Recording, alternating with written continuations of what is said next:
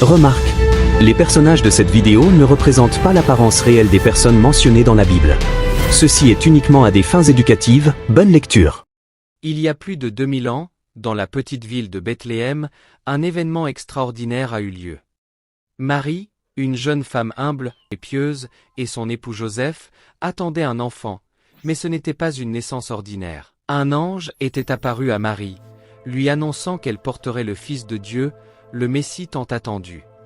La nuit où cet enfant béni est né, une étoile brillante apparut dans le ciel, guidant 3 sages venus de l'Orient jusqu'à l'étable où Jésus venait de naître. Les sages, émerveillés, se prosternèrent devant l'enfant, reconnaissant en lui le roi des rois.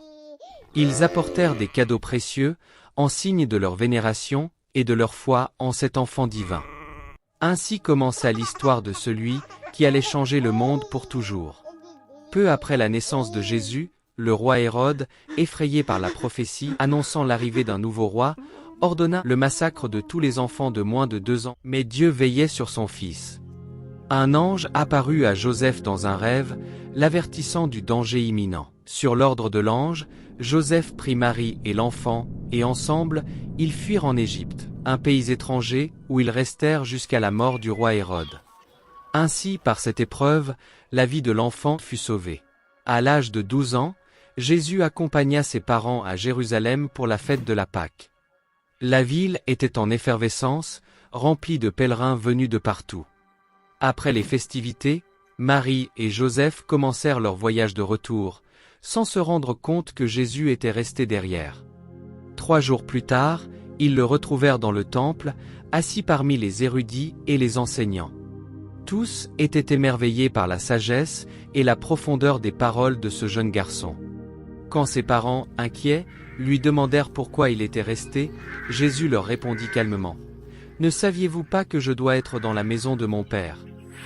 Ainsi, dès son jeune âge, Jésus révéla sa conscience de sa mission divine. À l'âge de 30 ans, Jésus commença son ministère public. Il se rendit au Jourdain pour être baptisé par Jean le Baptiste.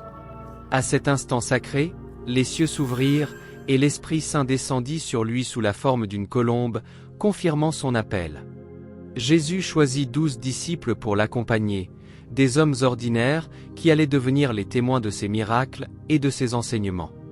Il parcourut les villes et les villages, prêchant l'amour, la repentance et le royaume de Dieu.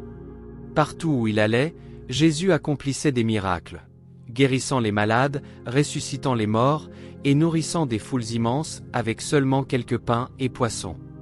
Alors que la popularité de Jésus grandissait, ses enseignements révolutionnaires provoquèrent la colère des chefs religieux. Craignant pour leur autorité, ils complotèrent pour mettre fin à sa mission. L'un de ses propres disciples, Judas, le trahit pour 30 pièces d'argent. Jésus fut arrêté, jugé et condamné à mort par crucifixion. Sur la croix, au sommet du Golgotha, il endura des souffrances indescriptibles, mais même dans ces moments de douleur, il offrit son pardon à ses bourreaux. Le 3e jour après sa mort, des femmes venues embaumer son corps découvrirent le tombeau vide. Jésus était ressuscité, triomphant de la mort. Il apparut à ses disciples, leur donnant la mission de répandre son message à travers le monde. Avant de monter au ciel, il leur promit le don du Saint-Esprit pour les guider et les fortifier. Ainsi, portés par la foi et l'amour, ses disciples partirent annoncer la bonne nouvelle, transformant les cœurs et les vies pour l'éternité.